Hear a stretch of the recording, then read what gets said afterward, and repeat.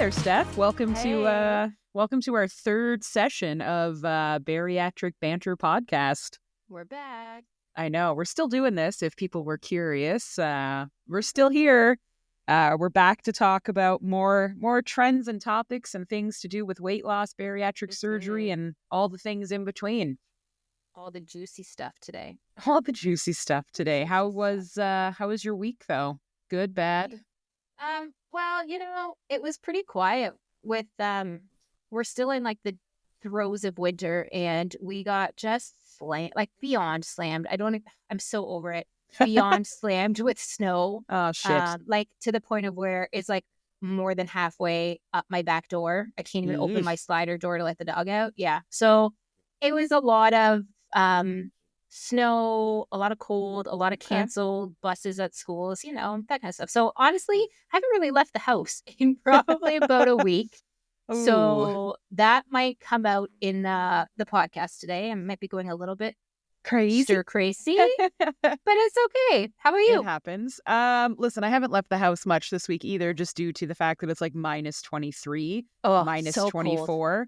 It is bitterly, bitterly cold. So to leave the house requires like 2 pairs of pants, snow pants, no, thank you. Jacket, hat, 2 pairs of mittens. It's the worst. So no, just been laying low. It has been just like a week at work, when it's just like, boy, why is this never ending this week? Why am I working late hours and working the weekends? Like, yeah, it has just been never ending. And so I can't wait to record this podcast and just get a break, not think about work for a hot minute.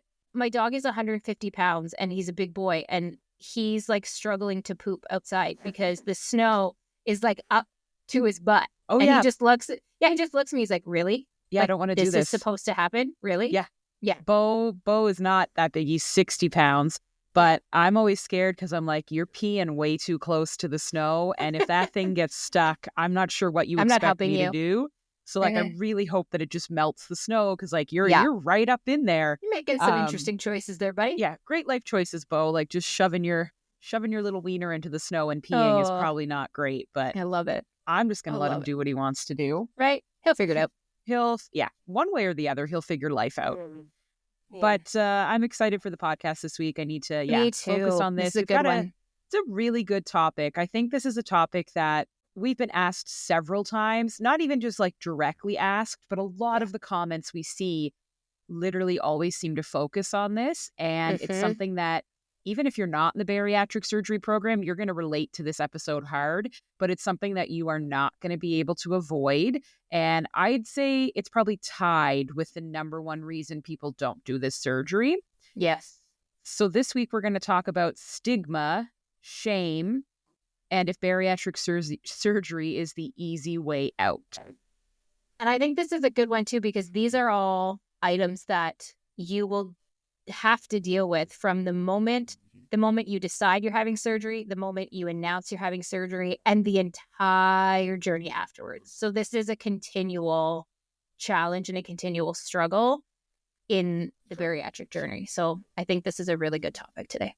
Yeah, and this came up on our TikTok. I think it also came up on our Instagram. But regardless if you're having weight loss surgery or not, there's always going to be, haters out there that want to diminish the work that you're doing. So whether it's, all the people who are going to the gym for the first time who might be overweight or obese and then constantly get met with comments like, gross, why are you doing this? Terrible form. You don't know what you're doing. The people who are in calorie deficits and dieting for the first time, same comments. You're not doing it right. This is why you're, you're hiding what you're really eating. You're eating more than that. So it is not just a unique thing to the bariatric surgery community, which, is a shame. But hopefully a lot of people can relate to the stigmas, the shames, the easy way outs. Just sub the word bariatric surgery for anything else. And I think our advice will be the same. Yep, I agree. I want to start with the big one, which is like the easy way out, which like this makes me so angry. It gets me so heated, and I'm trying to do my best this week to be like good on the podcast, not get all angry and heated. Good luck, she says. But the easy way out, it infuriates me, and I try to give people grace because I know part of it it's part of a bigger picture. I know that people think it's the easy way out a lot, not all the time, but a lot of time, because they don't understand the surgery. They don't understand the pre-op process, the post-op process. They don't get the ins and outs of it. They kind of just think you have the surgery and then your life's back to normal and you call it a day. So I try to give people grace, but there's also times when you can tell that it's not coming from a nice place and it's coming from a very judgmental place. And hopefully, if people have listened to our first episode and they learned a little bit about what the process looks like, hopefully, if that was their thought before, that we've changed that a little bit, because it in no way, shape, or form is the easy way out in any part of the process. No, I mean, I applaud you for giving grace, because I certainly don't. There are other areas that we're going to talk about in this podcast where I absolutely give grace. When it comes to the easy way out, I don't. There is no nice way to tell me, oh, that's the easy way out. Like that's a real kind of jerk thing to say. There is no nice way that you're going to paint that and try to tell me that you meant that nicely or you didn't mean it the way you sounded. But I am very tired of seeing it. Now, I didn't have anybody directly tell me that this was the easy way out, but it was everywhere I went. It was in every Reddit community, every Facebook group, every social post, online, everywhere. Every influencer who's posted. And now I know people are going to say, oh, that's the internet. It is. I agree. If you're going to be on the internet, you open yourself up to deal with trolls. But that's exactly what I attribute saying this is the easy way out to. You're a troll. Well, and that's where we have to turn for a lot of our resources. So we're kind of forced. Yeah. So we're kind of forced to go to the internet. Yeah. And so you start to hear the easy way out a lot. You see it written, you hear it, you see others talk about it. Like even when you're watching influencers, again, in the bariatric space or not, you're going to see a lot of videos like, was this the easy way out? Is this the easy way out? So you're going to start to get bombarded by it. No matter what you do, it is going to sneak in and you're going to think to yourself, is this the easy way out? It's not. We'll cover that in a minute. But like, it does make you second guess if it was yourself. Who cares? Like, why does that matter? If somebody came up to me and said, I've got the easiest way for you to lose weight, guaranteed, here's this magic pill, out you go. Like, all right, cool. Yep, I'll take it. Thank you. Yeah. So even if it was the easy way out, why does that matter to you? Why do you care? I was thinking about this the other day when I forget what I was watching where this came up, and the easy way out kind of discussion about bariatric surgery. And if you just want to change the way you look, then just eat less or just exercise more. But then I was thinking, and people going right to you really have to go to the extreme of surgery to change the way you look. But then on the flip side, I'm thinking, how many people out there get plastic surgery to change the way they look? And we don't, we maybe judge them a little bit. Well, we judge women. But I don't go over to them and say, oh, like I don't go Botox? Attack them. Oh. Yeah, like I don't go attack them for having a nose job or a facelift or, like I said, lip filler, Botox. They're taking steps that are medical steps, surgical steps to alter their appearance. So why? And that's a medical profession. Why are we so judged? Yeah. So that's why are we so judged for taking a medical route or and the a surgery? Thing is, do what you want to do. For our health. Yeah, thank you. I don't judge you for doing it for your appearance. And oftentimes it's like, yeah, that was probably the right choice for you in the nicest way. Like, yeah, much better nose now. I get why you did it. I totally see where you're get it from. Yeah. But like, we're literally doing it for health reasons. Like the whole purpose of bariatric surgery is not based in vanity. I'm not trying to judge plastic surgery because I eventually will probably get it for my loose skin. But what I'm saying is bariatric surgery was not based in vanity because people wanted to be skinnier. And it's not liposuction. Bariatric surgery is here to keep the drain off the healthcare system. And I want to save my heart. Like, I want to save my heart. I want to be here for my kids. I want to have a healthy life. Yes. And if anybody wants to deny it, cool. Come to the comments and we can go at it about what I'm about to say. But obesity is a disease and it is a massive, massive drain on the healthcare system because obesity leads to, provenly, major comorbidities, which are things like heart disease, stroke, diabetes, just high blood pressure, blood clotting, not DVT, but basically like pulmonary edema. It can lead to narrowing of your arteries so that you lose all feeling in your legs. And similar to how diabetics need to have, limbs amputated. Now, yeah, am I painting the worst case scenario? I sure am, but it has been proven over and over and over and over. You don't live long while obese, and you are at a high risk of draining the healthcare system because you're in for constant things. And I say that as someone who was in constantly. I have to get my heart checked. I have heart palpitations. My heart doesn't feel right. My blood pressure's through the roof. Now I have high cholesterol. Oh, now I'm pre-diabetic. Now I'm losing feeling in my right leg. Now I can't move because I've pinched a nerve in my back due to all the excess weight I'm carrying. There was and the so many medications things. and the doctor visits and the x-rays and it's a spiral. It is. And they know you'll be leading to probably something to do with your heart if it's not a stroke or something else. And so they would rather not have that be a huge burden on the healthcare system. And I agree with them. And that's where bariatric surgery becomes a huge advantage for us because, it is there to make sure that we don't adopt those and it reverses them. And if you want to debate me on that, again, come to the comments. But I had high blood pressure. I had high cholesterol, also genetic, might I add. It does run in my family. So for all those people who want to be like, but genetics. Yeah, that runs in my family too. I had polycystic ovary syndrome and I would go 6 to 7 months without a period. I maybe had 2 periods a year. So I was at high risk for ovarian cancer. So I had all these things. I'm no longer on blood pressure medication. It's now stabilized normally. I'm not on cholesterol medication. It's now back to a normal range. My blood sugar is completely down from pre-diabetic, and it is now in a normal, healthy range. I have a normal monthly set your watch to it period, and it's like a healthy cycle and a healthy period. I don't have numbness in my legs anymore. I don't have a bulging disc in my back anymore. I run, I walk, I feel great. So it can reverse a lot of damage and prevent that damage from taking hold at 30. Will it come back? Probably. It is genetic. I will probably have high blood pressure and in your my body 50s will or be 60s. aging. Let's be honest. Yep. You're it going will to happen. Things are going to start to break down. But you can live a much longer life if your high blood pressure from genetics catches you at 50 than it does at 30. So I want to give my body the best possible chance to be as healthy as it can for as long as it possibly can. And I know I have genetics working against me, but you should not be inheriting a lot of this at 30. No. And living like that is not easy by any means. So if there's an option out there that is going to help with that, like you said, even if it was a magic pill, sign me up. I will take it. And if people want to judge for that, go right ahead. But I think a lot of it comes to if you've never been in that situation, you've never lived that life, you've never felt those things every day.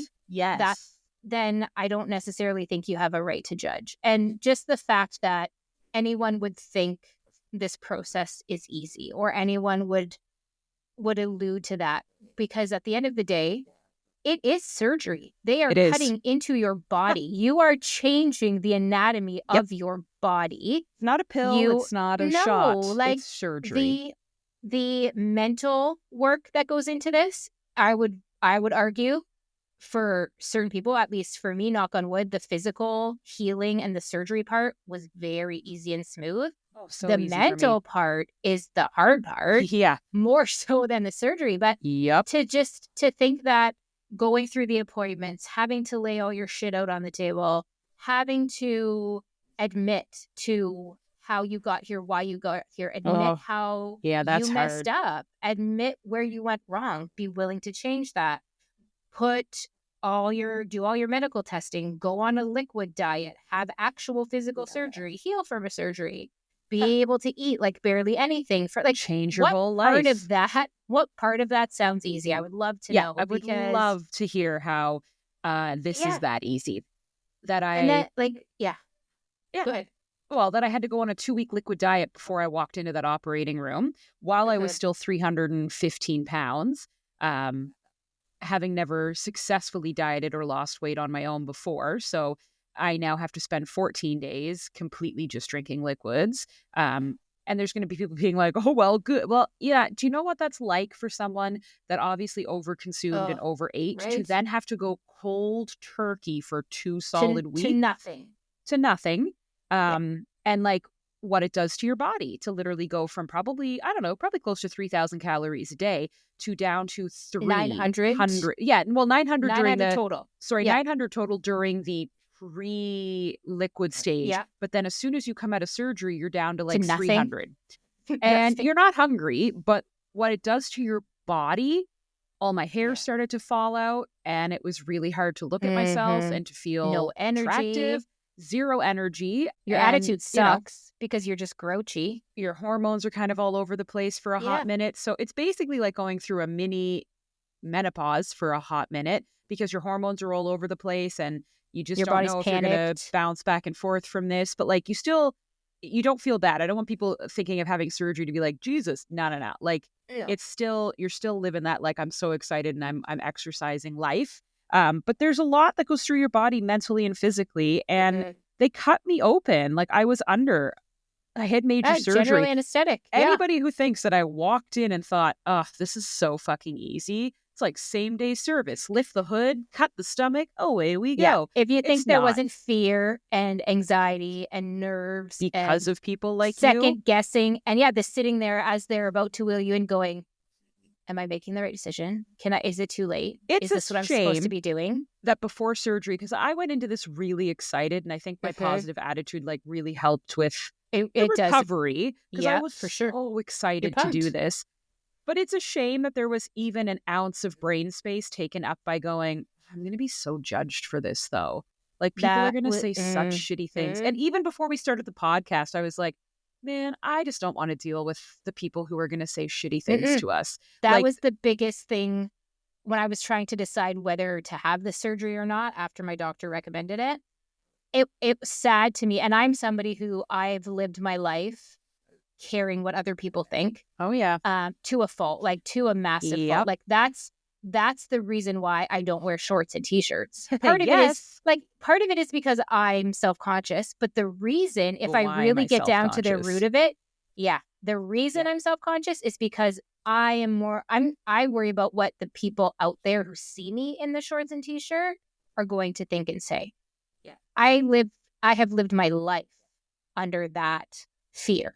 And so when I was given this option, I got kind of excited for a second, but right away shot down with, oh my God, what are people going to say? And holy crap, are you going to be judged for this? And that almost stopped me from having this because that is such a big fear of life when you're obese is constantly what other people are going to think. What are they saying? How are they judging me? And I knew that the stigma was around this, and I knew that I was going to get can't you just eat less? Can't you keep dieting? I've seen you lose weight on diets before. Well, yeah, I can. And I've had this conversation with people that I have lost weight before. I have done all the diets before. Number one, and we talked about this a little bit, is, when you have PCOS and other things, the excuses that fall behind there. Does that stop you from losing weight? No. Does it make it harder? For sure. So yes, I've lost weight in the past, but it has taken me a very long time to hit those goals and hit those milestones. So for me, it was, you know what? I can continue to have a massive calorie deficit, work out for an hour or more every day. And I know people are going to say, you don't have to work out for an hour. Well, with some hormonal issues, you do. You got to work hard more than others. So if I wanted to achieve those results, and I said this to people, I you know what? I probably could have done it. If I continued to do shakes and a liquid type diet, which would have made me hate my life. But if I would have done that and worked out a shit ton for a long time, then you know what? Yeah, maybe I could have lost this weight, but it would have taken me a heck of a long time. And I'm talking like years to do it. Yeah. So if I had the option to get this surgery and jumpstart that process, add that tool to my tool belt, and hit my goals in a third of the time, why would I not get my body to that healthy state as absolutely quickly as possible, leveraging as many tools as I can if that offer is presented to me? Like, I don't understand where the bad is in that. Yeah, I don't either. And this, like, if more people maybe just kind of understood, the people who often talk about the easy way out are ones who just, I don't think have ever had to struggle with this. And now there are people who've successfully lost weight on their own. And I do get that. And it does involve like a massive overhaul and changing your lifestyle and, you know, everything that we're basically doing as well. And, you know, it's worked for them and it's been hard work and away they go. We have to do the exact same hard work. We are just adding one extra step in. So it's not like we go in, we have surgery, and then we get to sit on our butts and I wish. and lose all this weight and not have to lift a finger ever again. We consistently have to check in with dietitians, nutritionists. We have to eat specific calories and macros. We have to exercise and work out specific numbers every day. We are putting in the exact same work as people who lost the weight on their own. We literally just needed to put in a restriction so we didn't overeat, because we struggle with either binge eating or making poor choices. Like, there's a reason we were obese to begin with, and we tried and we tried and we tried to do it ourselves. And being able to go back to our old habits is what made sure that the weight never stayed off, or that we rebounded, or that we regained. And so, yeah, we just added one extra step. And I'd argue we are working just as hard as someone who did it themselves. Oh, gosh, literally just as fucking hard, because we still have the ability to regain. It is still huge in the bariatric community that you can gain all your weight back and then some. The purpose of this surgery is to give you a kickstart. It is to restrict you so much that within the first year, you have no choice but to completely change your body and your brain and your lifestyle, because you have no choice. You cannot possibly overeat. You cannot eat high fat and high sugar. It makes you really sick and ill. So it forces your body into a brand new, this is how we live, for an entire year. And then after that year, you have a lot less restriction and you can kind of let some things slide and away you go. But the goal is that year where you saw major success, you worked your butt off, you learned what it felt like to exercise without carrying 300 extra pounds. You learned that you could breathe, that you could do this, and you weren't judged because you finally looked quote unquote normal, is what helps us continue with our weight loss journey. But we will always, for life, be counting calories, watching our macros, exercising, and make no mistake, we will never forget where we came from, and we will always be watching over our shoulder for that version of ourselves to come back. So this isn't the easy way out, because it's something that I will have to control and work on for the rest of my life. And I'm happy about that, because I love the decision I made. But it was no way easy, nor is it still easy. I've entered what I would argue is the hardest part of my journey now, which is 2 years post-op on my own, needing to maintain and figure life out, while also trying to figure out how do I eat to now sustain a much bigger athletic part of my life, where I'm, training for half marathons now, and I need to make sure that I do that safely and accurately. And it's hard because I am restricted with how much I can eat. So there's a lot. I spend weekends meal prepping, doing mental math, figuring stuff out, looking for high protein, low calorie, low fat. And if one more person comments that bariatric surgery is such an easy way out, you know what, bud, whatever. Okay. You want to think it is, whatever. Why is it that society just cannot ever be happy about weight loss? And I'm here we go. I'm getting all heated again. Oh boy. I'm going to throw the fat acceptance community into this comment too, because I have, being formerly obese, I think I'm allowed to call them out. I have major problems with them as well. So they're not getting by unscathed in this convo.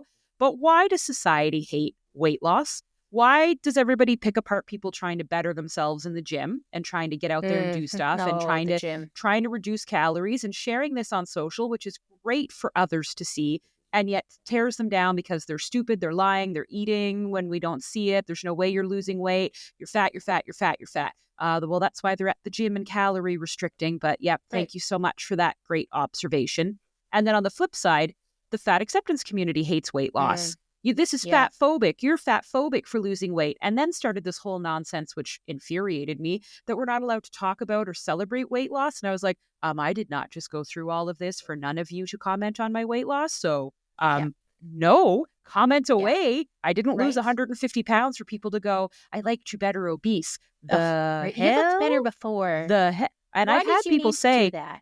I literally have had a friend say, well, I thought your face was fine before. I'm sorry. The face where my neck and my chin blended together into one blob the face that was continuously flushed because I was out of breath standing up from sitting down. Right. Because I was 315 pounds on a 5'4" frame.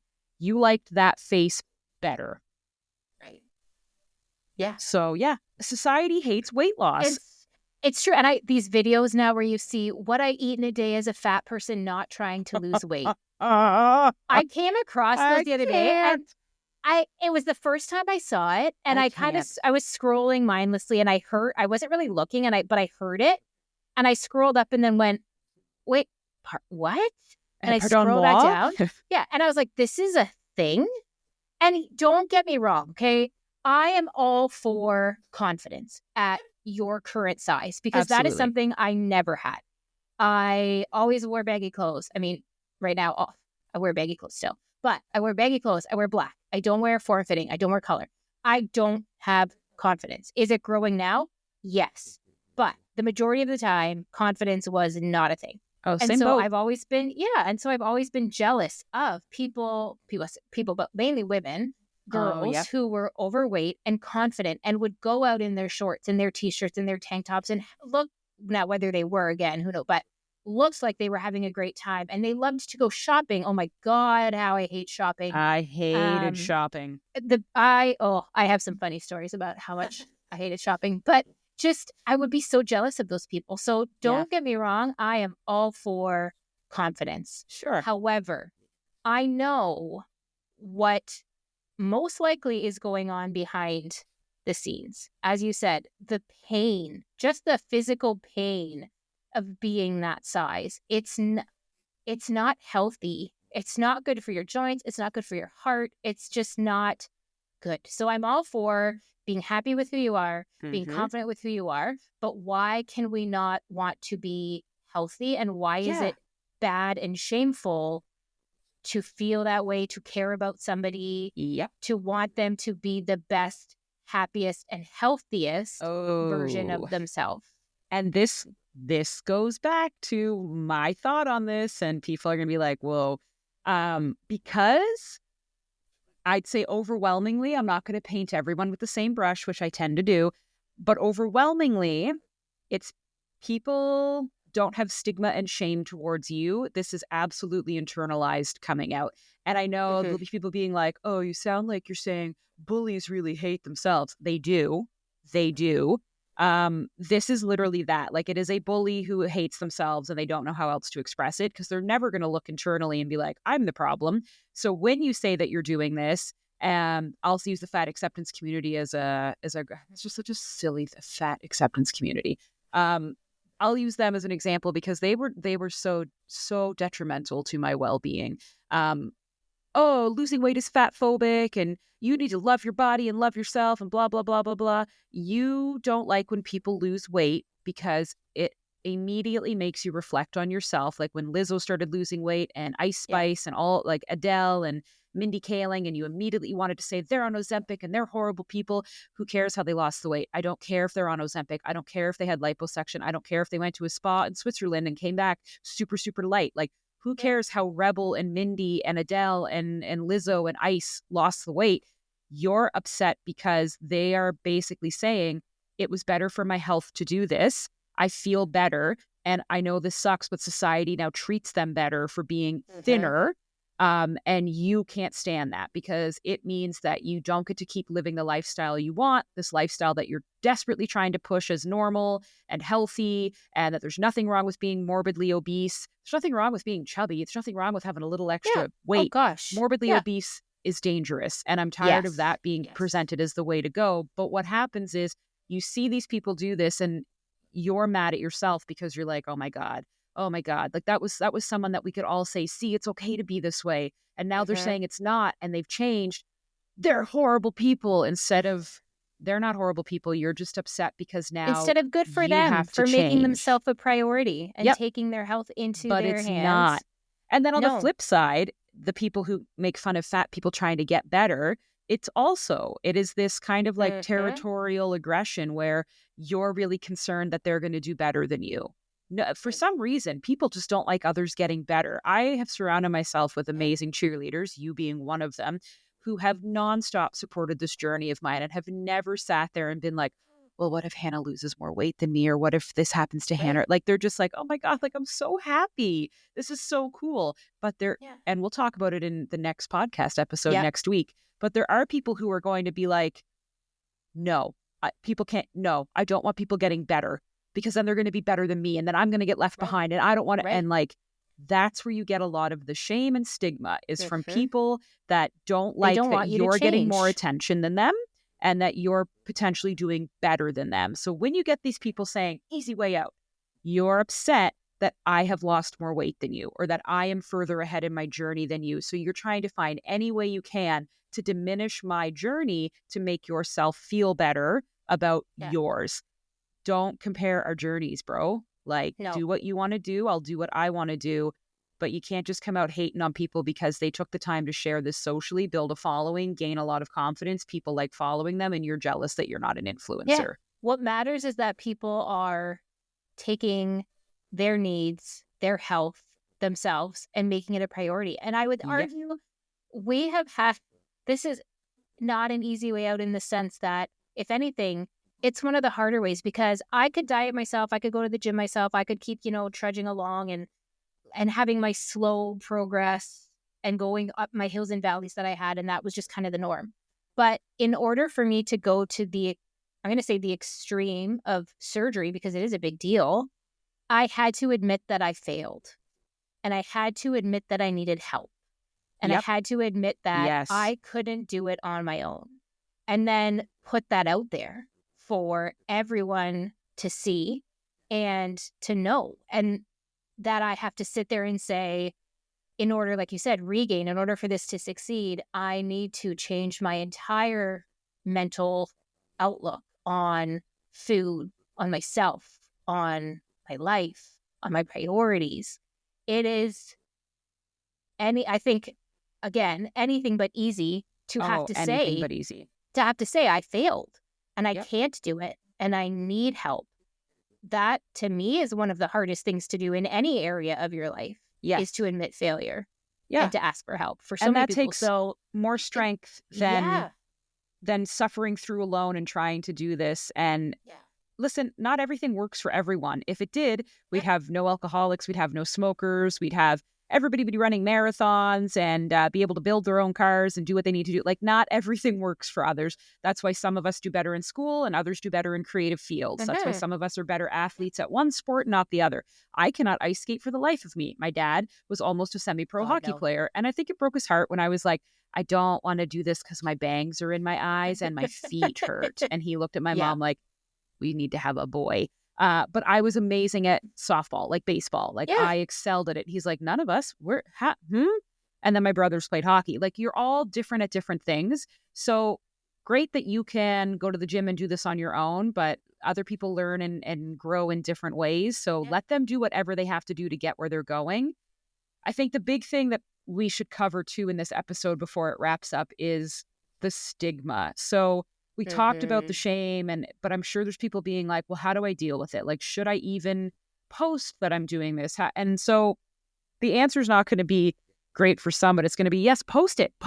Yeah. And who cares? Ignore the haters. And that's not easy because a lot of us who are obese have major self-esteem issues. I still do. Yeah. I still don't look at myself when I pass mirrors. I messaged you, what was it, like 2 weeks ago? And I was like, so just feeling real fat today. Like, this is horrible. I feel so off. And you were like, you had pneumonia. And I was like, doesn't matter that I had pneumonia. Grace. Like, something's wrong. I'm gaining weight. I went on the scale. I am in fact not gaining weight, but I have it's mental. Mental. Self-esteem is she's the worst. Yeah. But I know it's going to be hard to hear us say, who cares what people say? Because you probably have judgment issues and self-esteem issues. But what I'm going to say is you can block a lot of words in Instagram, and I highly recommend you do so they don't even come up in your comments. Go surround yourself with your cheerleaders and people that are really excited. Now, I don't mean blindly never hear criticism, but find those that are happy about your growth and don't see You're going to need the support. Yeah. Don't find people that are going to compare themselves against you because it will always lead to negativity. And it's a really hard thing to work through with friends. So unless they're like an amazingly close friend, it is really hard to work through. And it's on them, not you, but it's really hard to work through that they feel less than and that you're leaving them behind. So find your cheerleaders, find your community, but absolutely celebrate that you've had this surgery. This is a hard surgery. And you know what? Decision. Post everything that led up to that surgery, post why you're excited. My therapist had me do a really, really great exercise before I entered the program and started. She said, okay, why are you doing this? And I was like, well, health reasons. I should be healthier, high blood pressure, blah, blah, blah. She's like, all right. So like everybody's going to say health reasons. And like, sure, that's Get important. To the real stuff. But like, what is, and I was like, well, I want to ride a horse for the first time. I want to fly on an airplane and not need an extender.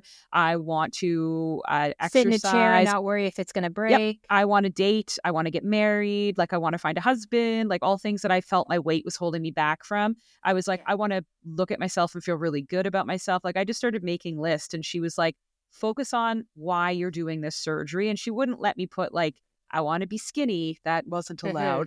But she said, write the list and then focus on that. And so that's my advice when you're feeling like stigma is coming for you and you feel shame about putting this out socially or talking about it.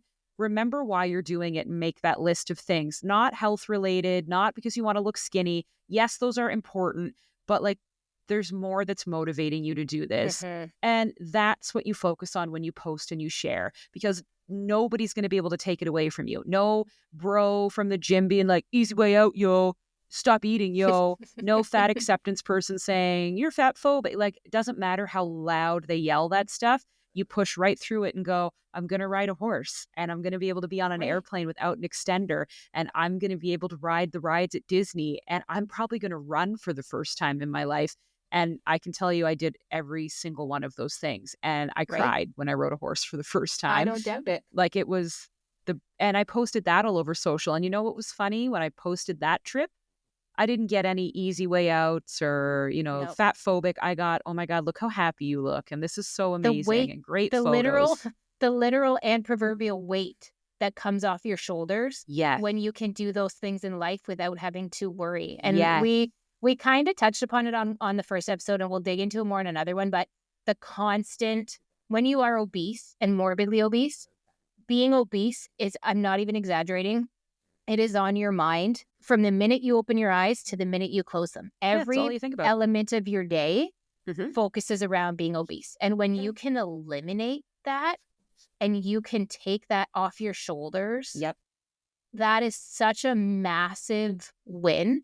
And I mean, if we just strip it down to the bare level about sharing surgery, the one thing that I kind of comment I jokingly made to Devin, but also was true, was I know that, knock on wood, if everything goes well, I'm going to lose a significant amount of weight rather quickly. Yeah, of course you are. It's going to be blatantly obvious that something has happened. Like, especially for me, because I was busting my butt working out for the last year and a half.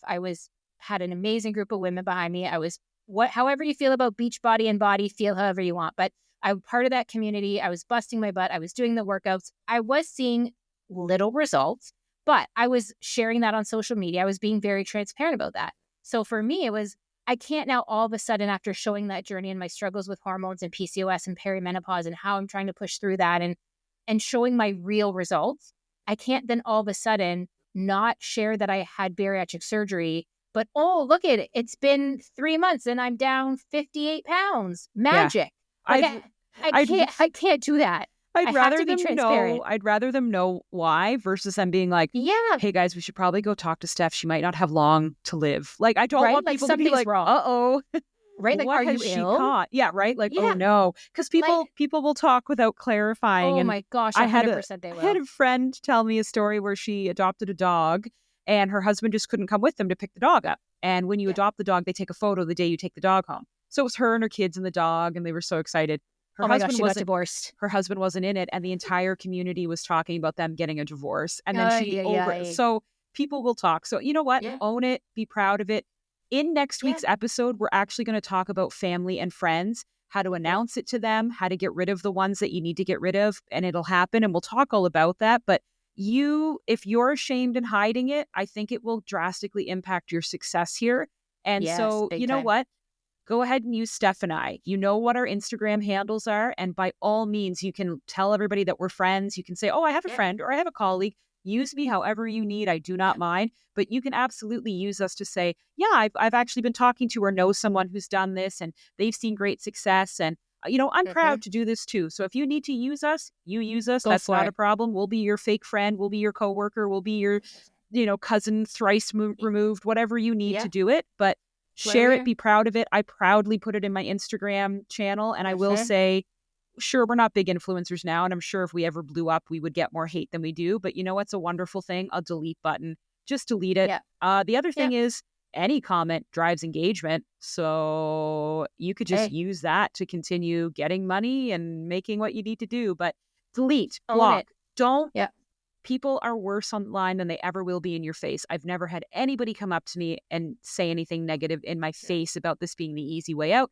I don't care if they talk behind my back about it, because at the end of the day, I'm losing weight. I look amazing. I'm about to run a half marathon. I got to do a ton of stuff that I've never done. And if they spend their time talking about me, damn, your name's not come out of my mouth once, but I'm your topic of conversation. How flattering. So you kind of got to adopt this stigma of we are now a community. Congratulations and welcome to the bariatric community. We've got your back. And be proud to wear that surgery as a really hard, really impressive step that you did to love yourself. Like, you put yourself first, even with the fear of stigma, shame, and self-doubt. And you should be damn proud of that. Yeah. Only you can make the decision, and only you know what's best for you. And ultimately, deep down, you know what's right and you know what's behind it. And it just really comes down to, is the pain of staying the same, right? Which is worse, the pain of staying the same or the pain of dealing with some stigma as you improve? That quote. It's, and I butchered it, and I know I will, but that's what it comes down to. And that's what I had to sit there, and I had to literally sit there and think, okay, I have PCOS. I am morbidly obese. My body hurts. I am not healthy. I have perimenopause. My thyroid goes back and forth between out of whack. My cortisol is through the roof. I am constantly tired, like on and on and on. Is it worth dealing with that every single day while trying to be a mom, have a good relationship with my kids, be there for my kids, play with my kids? Is that pain worse than dealing with a little bit of possible blowback and stigma? Not. It's definitely 100% no. Not. It's a great quote. One that's heavily shared in tech. So as soon as you said it, I went, oh my God, I remember. Because that's what we would say when we were, looking to overhaul a website or do something. We'd say, listen, is the pain of how bad things are now worse than the pain of overhauling this and redoing it? So Steph is right. Is the pain of everything that you go through on a daily basis, and don't think about just your good days, because there were good days, but think about the days where you hate how you look, you're not able to do what your friends are doing, maybe you're single and struggling to date while obese, but is the pain of that life harder than entering the surgical program and dealing with maybe some stigma? I guarantee you it's not. No, so I found it. So I've got two for you as we wrap up. Oh, here we go. Ending the podcast with some strong quotes. Podcast, right? Okay. So the pain of staying the same needs to be more than the pain of change. So that's the first one. So if that means you need to sit down and make a list, sit down and make a list. And it may not be a decision that you make overnight. I went back and forth with this for a long time. Between the weeks between when I was presented with the surgery option to when I went into the program was a constant battle. And a lot of it was around the stigma, the judgment, more so than the benefits and the health side. So I sat down and I made a list. So that's what you need to do it. Then the second one is, your goals and dreams don't care if it's inconvenient. Ooh. So think about that one. If your goal and your dream is to go on that horseback ride, right? Go on the canoe ride, go on the Disney rides, be able to run in the soccer field with your friends, be able to go up the stairs without being winded, be able to get up off the couch and your knees don't crack and hurt. If that's what it is, then getting rid of those and being healthy doesn't care if there's a little bit of inconvenience where you have to go through post-op and you have to recover, or where you have to maybe defend your choice to a couple people. Yeah. It doesn't matter. If it was easy, everybody would do it. Right? You have to do So, what's best for you. You have to do. put what other people think aside. And you And have it's to say, hard, you know but what? you do. Yeah. And you have to say, you know what? For once or for this time, I am making myself a priority. I am putting myself first. And I am doing this for me. And that's, nobody can tell you that's wrong. Nope. There's no argument against that. That's what we're going to cover next week. In our next episode, we're going to talk about family, friends, the haters, but we're going to cover, you know, how do you announce it to them? How do you deal with objections and questions? And ultimately, for some, how do you say goodbye to those friends and family members that will not serve you on this journey? So it's going to be a deep topic, I think, but one that really needs to be covered. So I'm excited about next week, and I'm excited to chat with you all about that. But I think Steph ended this podcast beautifully with those quotes. Oh, thanks. It was good. Something to think about between now and next.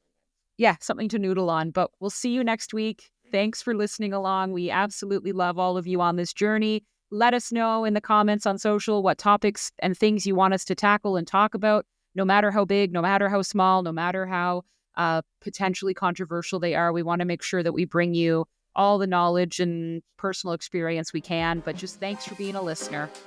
Thanks, guys. See you next week. Bye, everybody.